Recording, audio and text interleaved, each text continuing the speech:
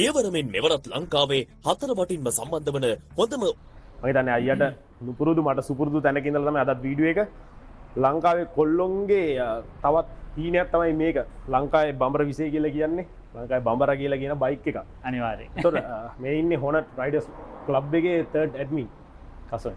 ඒතර තාන් කී දෙනෙක් ඉන්නවද ඔය ක්ලබ් එකේ? දැන්ට ෆොලෝස්ලා ඉන්නවා 45000ක්.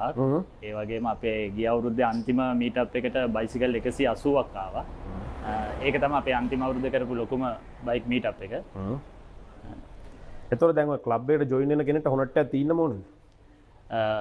මූලික පරමාර්ථය හොනට් එකක් තියෙන්න ඕනේ අනිවාර්යෙන්. ඒ කියන්නේ හොනට් එක නැත්තම් ජොයින් කරගන්නේ නැද්ද?